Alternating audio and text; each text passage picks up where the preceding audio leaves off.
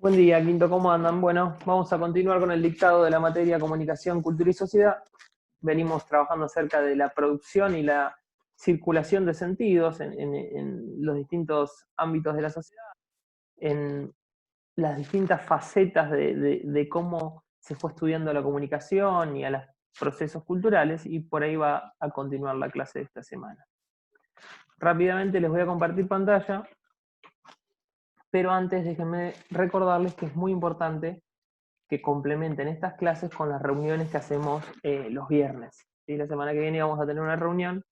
eh, por ahí la semana pasada no pudieron conectarse varios de ustedes, y estaría bueno que sí puedan estar la próxima clase.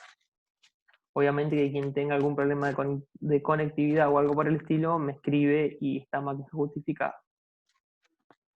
Arrancamos con la clase de hoy, ¿sí? Producción, circulación y consumo de significaciones en la vida social. Es el título que armé para la clase de hoy.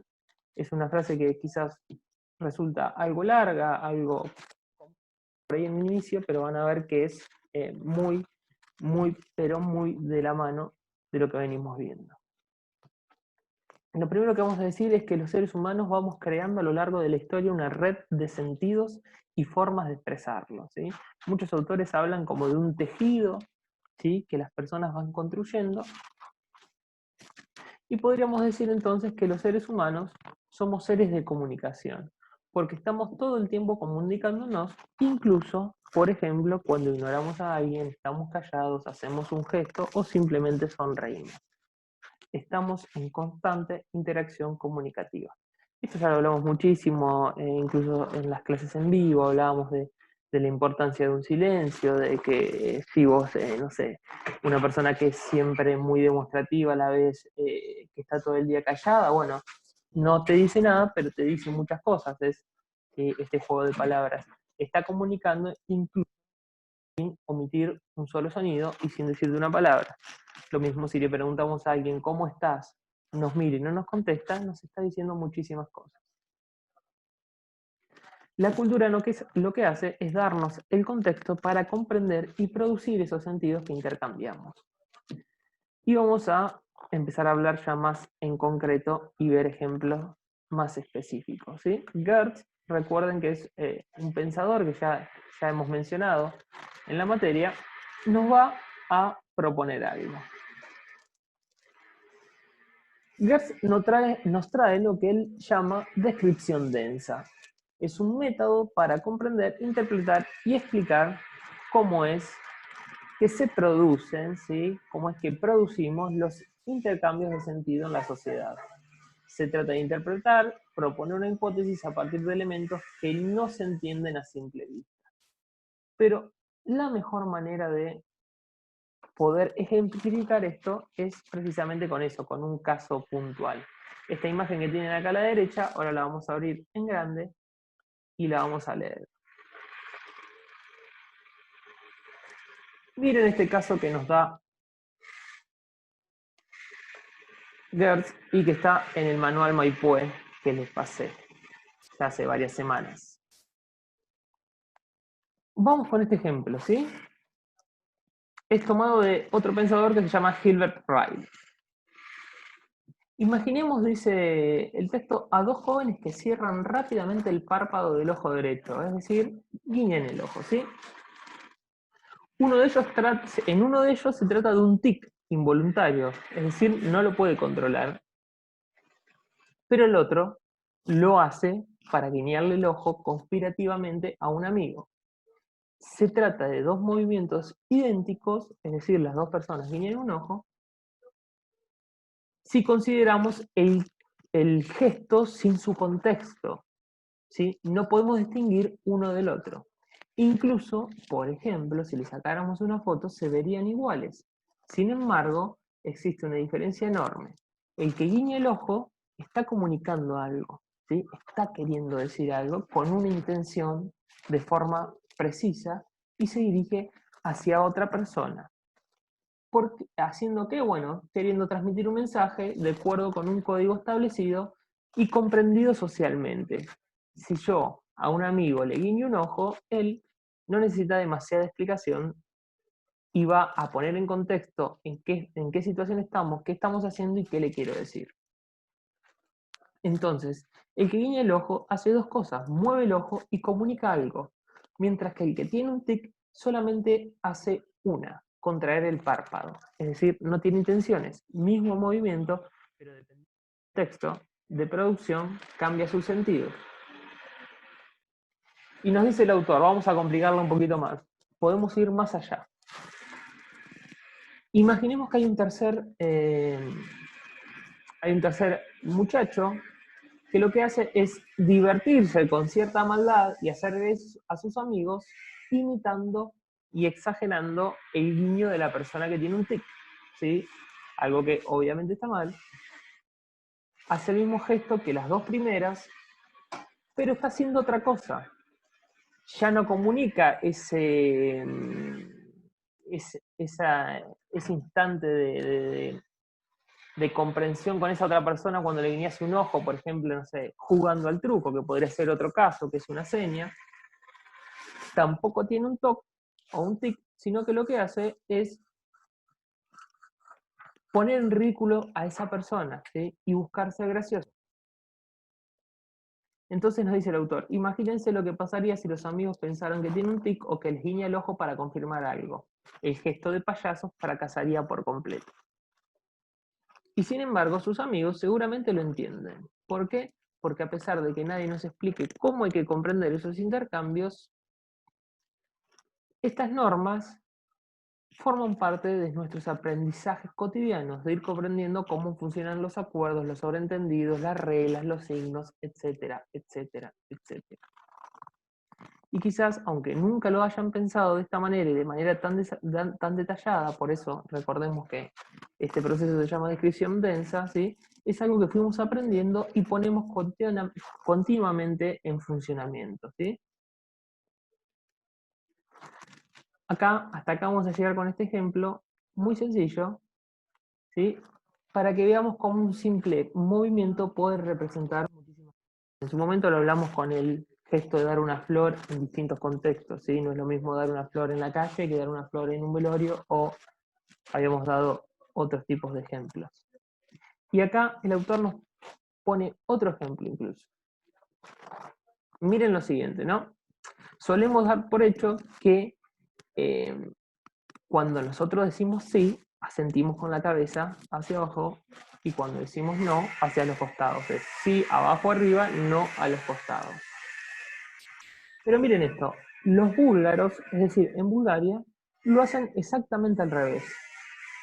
Con lo cual, si nosotros estamos mirando una serie de Netflix, por inventar algo que es búlgara, probablemente, si no ponemos el foco de atención en el texto y escuchamos una pregunta y vemos el movimiento de la cabeza, o imaginen que un protagonista le hace una pregunta a otro y no le contestan de la cabeza. Nosotros probablemente pensemos que está diciendo no, pero está diciendo sí, porque en el contexto de la cultura búlgara, el sí es lo que nosotros decimos que no, y el no es como nosotros decimos que sí.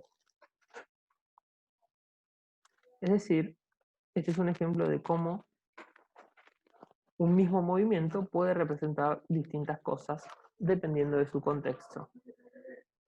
Vamos a continuar con la presentación de PowerPoint.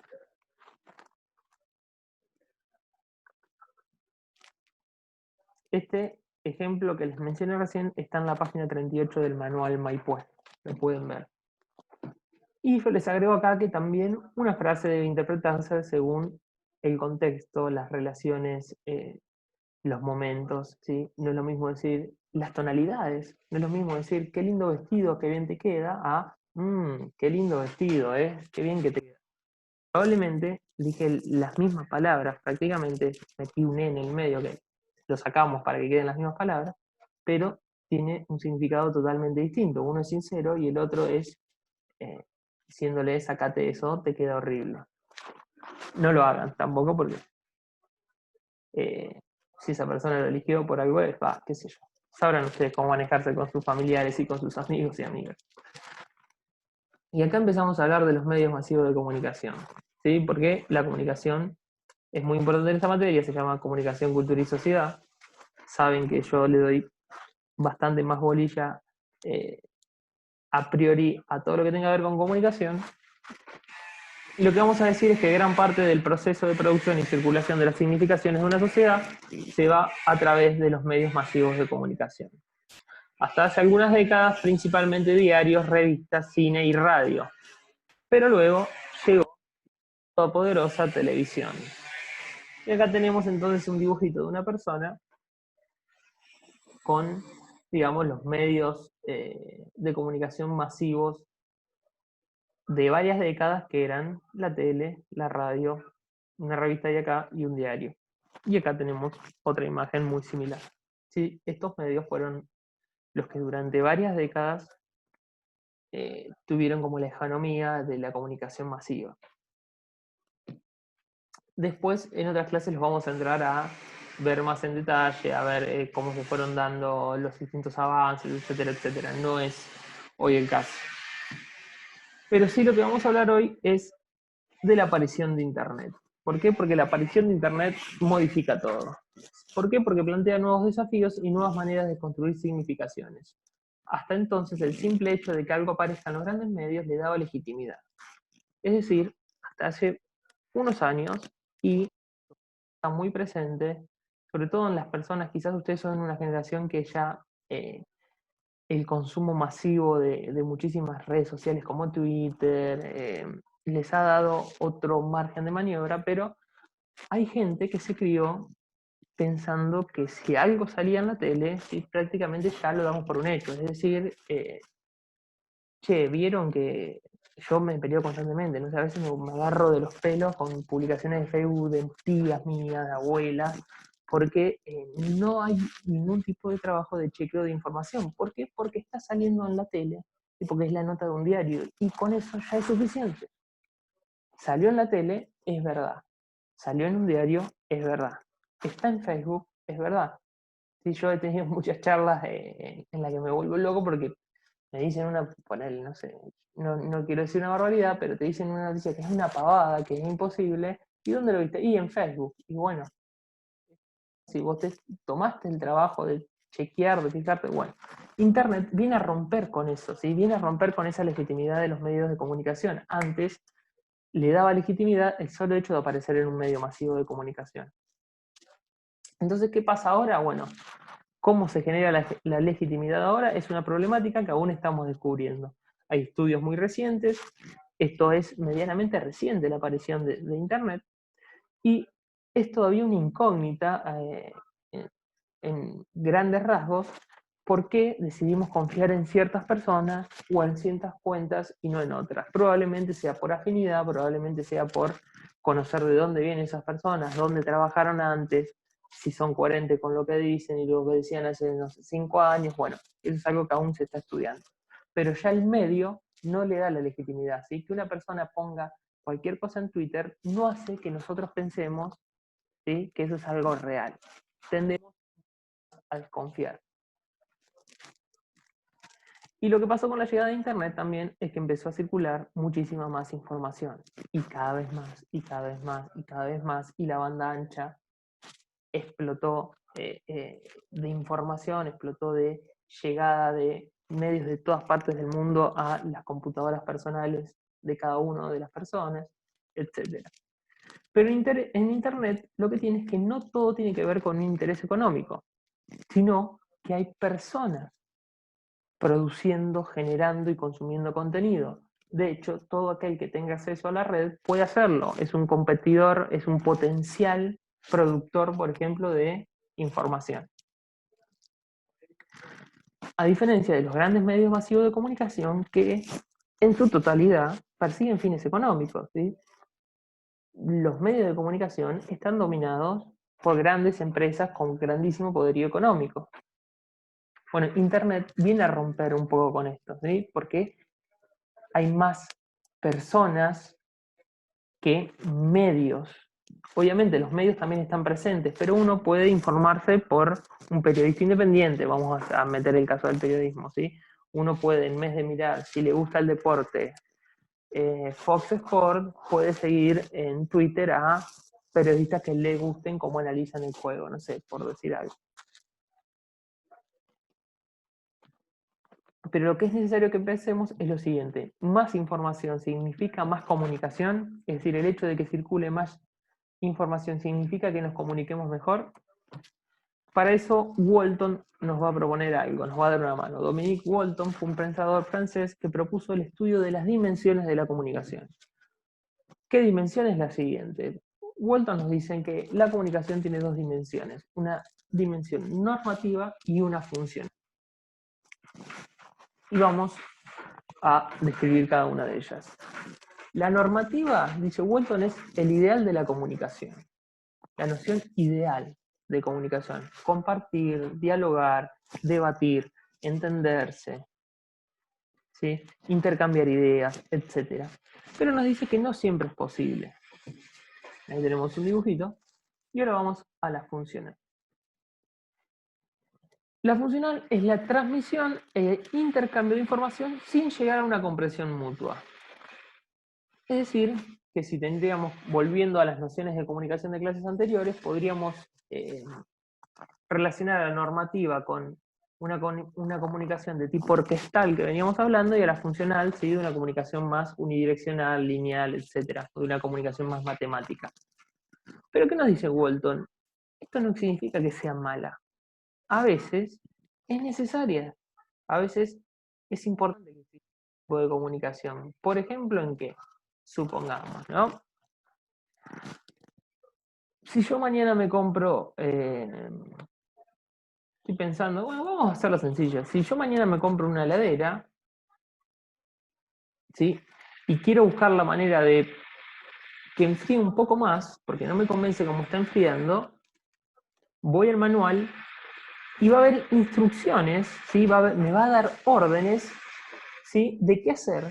Y no es necesario que yo me ponga a comprender por qué, cuál es el proceso que lleva, porque la vida sería invivible así si quisiéramos interpretar racionalmente todo lo que hacemos. Es decir, que cuando uno, por ejemplo, se compra un mueble, que vienen desarmados, el día de mañana se compran un placar, el placar te viene desarmado y lo tenés que armar, lo que te va a llegar va a ser un manual de instrucciones de cómo armarlo. Un manual no te va a explicar, bueno, la madera es esta porque si es otra y tiene más anchura, se termina cuando uno golpea con el martillo. No es necesario, ¿sí? En ese tipo de cosas la comunicación funcional es sumamente importante. Y así con muchísimas otras cosas. Por ejemplo, un manual de cómo actuar en, por ejemplo, situaciones de incendio, ¿sí? Bueno, van a ser instrucciones, y está bien que así sea. Porque uno en el momento no puede leer un texto de 40 renglones bien redactado sobre la importancia de salir pasivamente caminando y no...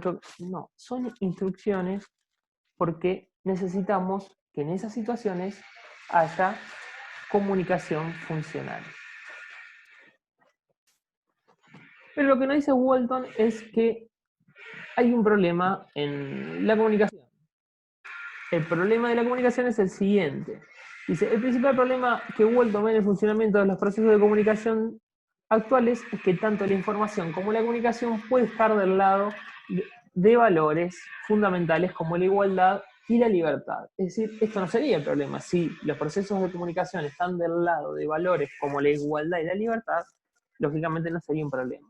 Pero, dice el autor, también puede centrarse en la dimensión funcional y generar todo lo contrario.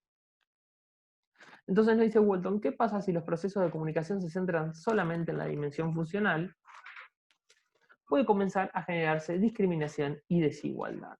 ¿Por qué? Porque si la comunicación se centra solo en lo funcional, no se interesa en debatir, no se interesa en comprender, no se interesa en intercambiar posiciones, en intercambiar ideas, sino que simplemente podría basarse en lo que vende, en lo que gusta, genera rating, ¿por qué no?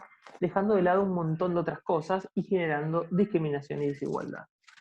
Detrás de toda estrategia de comunicación existen intereses económicos, lo que decíamos hace un ratito, ¿sí? Los medios masivos de comunicación están dominados en grandes proporciones por empresas multinacionales, por grandes poderíos concentrados económicos. Entonces, si un proceso, perdón, si un proceso comunicativo solo se ocupa de los datos, de la difusión y el intercambio, es decir, de su dimensión funcional, puede pasar que se centre solamente en los aspectos comerciales sin tener en cuenta el verdadero objetivo de comunicar, que cuál es conectar, entenderse, etcétera, lo que hablábamos recién. Si no le interesa llegar a acuerdos ni debatir, estamos en un problema, porque eso es simplemente transmisión de información, no es comunicar, no es comunicación. ¿Y cuál es nuestro rol? Bueno, Walton nos dice que nosotros somos partícipes totalmente necesarios en el proceso comunicativo. ¿Qué podemos hacer entonces ante procesos que solo se centran en lo funcional? Resistirnos. Lo que nos dice Walton es que podemos resistirnos a lo que la industria de los medios masivos de comunicación nos propone. ¿Cómo nos resistimos? Bueno, esto es básicamente gracias a nuestra capacidad crítica. Debemos ser receptores activos capaces de aceptar, negociar, rechazar, etc. ¿Sí? Lo que consumimos. Ese es nuestro margen de maniobra. Lo que consumimos de los grandes medios de comunicación tenemos que ponerlos en discusión. Incluso tenemos que discutirlos para aceptarlos. ¿Sí? Tenemos que tener esa criticidad, esa mirada un poco de costado, incluso en cosas que terminemos aceptando.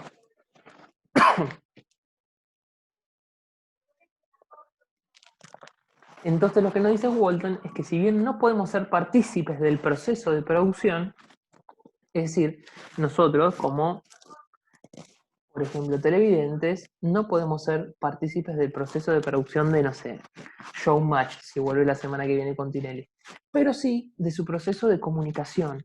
Sí podemos criticarlo, sí podemos debatirlo, sí podemos poner en foco algunas cuestiones que no nos cierran, desde infinitas posibilidades que nos dan, por ejemplo, las nuevas tecnologías, Internet y las redes sociales. Podemos debatirlos e incluso generar nuevos contenidos como respuesta a ellos. Internet nos da esto.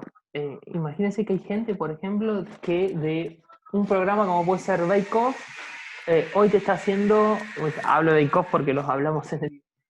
Está haciendo una transmisión por Twitch en vivo y te está generando un contenido en base a otro contenido.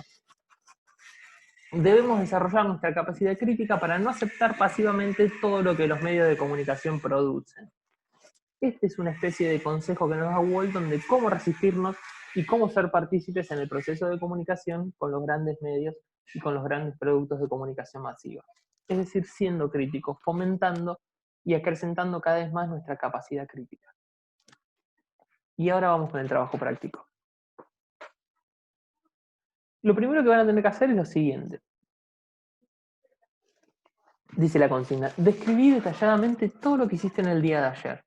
Todo. Es decir, el día previo a la realización del trabajo. Si el trabajo lo hacen hoy es viernes, si lo hacen el miércoles, cuéntenme lo que hicieron el martes. Desde que se levantaron, y no me pongan nada, ¿sí?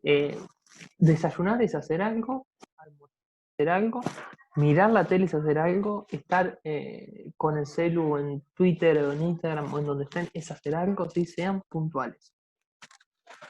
Menciona 3 situaciones de tu día en las que consideras que hubo producción de sentido, ya sea como productor o como consumidor. ¿Cuáles? Pueden ser muchísimas, recién les mencioné varias. La idea es que se rompan un poquito la cabeza también ustedes, pero 3 situaciones en las que creen que fueron partícipes de alguna manera de algún proceso de producción de sentido. 3. Mirá un noticiero durante al menos media hora y respondé. ¿Qué temáticas se trataron? En media hora no van a trabajar demasiados temas.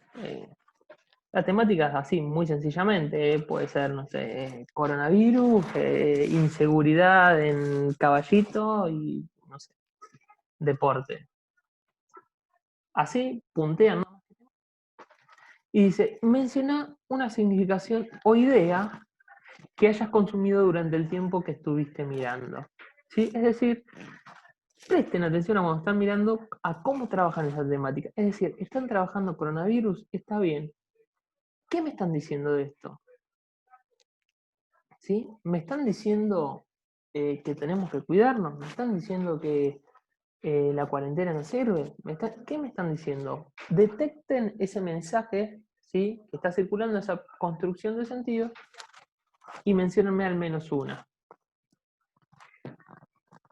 Y C es, ¿consideran que esta situación comunicativa estuvo más relacionada a la función normativa, es esto, al diálogo, al debate, al intercambiar, al comprender, o a la funcional de la comunicación?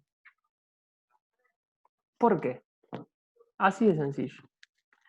Me dicen, considero que está funcional, ¿por qué? Por esto, por esto y por esto. La normativa, por esto, por esto, por esto. Y ahí termina el trabajo de esta semana. Después les voy a estar mandando igual para la semana que viene hacer una reunión de Zoom. Así que estamos en contacto, estamos charlando en el grupo y espero verlos y verlas la semana que viene. Un saludo y que tengan un buen fin de semana.